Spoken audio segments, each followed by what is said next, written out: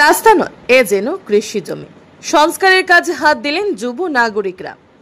বর্দয়ান গ্রাম পঞ্চায়েতের ৩ নং ওয়ার্ডের পানীয় জল, বিদ্যুৎ সহ রাস্তাঘাটের বেহাল দশা। রাস্তা নয়, এ যেন কৃষি জমি। স্থানীয় জনপ্রতিনিধিদের জানিয়ে কাজে কিছু হয়নি। অবশেষে বাধ্য হয়ে মঙ্গলবার সকাল থেকে দুপুর পর্যন্ত রাস্তা সংস্কারের কাজে হাত লাগালেন এলাকার সাধারণ যুব নাগরিকরা। ৩ নং ওয়ার্ডের প্রধানের কাজে রাস্তা সংস্কারের দাবি জানালে এমনকি কোনো রকম আওয়াজে তুলে এলাকার যুবকদের বিরোধী দলের আখ্যা দিয়ে বিভিন্ন মামলায় ফাঁসিয়ে দেওয়া হয় বলে অভিযোগ করেন যুব নাগরিকরা। বিদ্যুৎ, পানীয় জলের হাহাকার। বরদলায় ৩ নং ওয়ার্ডের এই রাস্তা দিয়ে চলাফেরা করতে গিয়ে এলাকার একাধিক ব্যক্তিরা আহত হয়েছেন। এলাকার সকলের চলাফেরার সুবিধার্থে এলাকার যুব নাগরিকরা সকলে মিলে এই রাস্তা সংস্কারের কাজে হাত দেয়।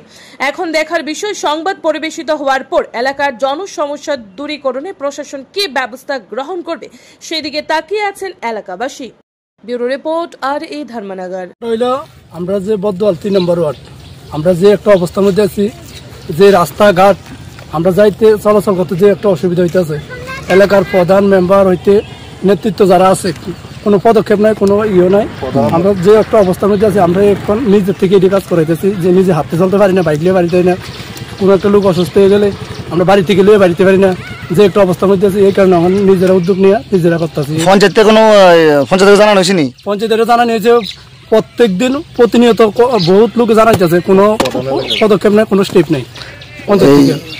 রাস্তা লইয়া যে রাস্তা একটা মান রয়েছে, কোন লোকে যদি রাস্তা লইয়া যে রাস্তা যদি কোনো কাজে কোনো ডিফেক্ট দেখে যদি কোনো বাধা সৃষ্টি করে মিথ্যা মামলা সাজাইয়া তারা ফাঁসিয়ে দেওয়া হয়। এটা প্রধান করতেছে পঞ্চায়েত বডি, এটা পঞ্চায়েত বডি মিলে প্রধান মিলে করতেছে। আচ্ছা, আর এলাকার বিদ্যুতের সমস্যাটা আমরা একটা এমনি জায়গা ঝুলিয়ে রাখছে, তার মানে এমনি ঝুলিয়ে রাখছে, কারেন্টের কোনো পরিষেবা নাই, কোনো কিছু নাই। আরো কইলে উল্টা কইব ভোট ছাড়া হেতারা ফাঁস করছে, হেতারা ভোট লাগে না, তারা এইসব পদক্ষেপ এইসব কথাবার্তা কয়।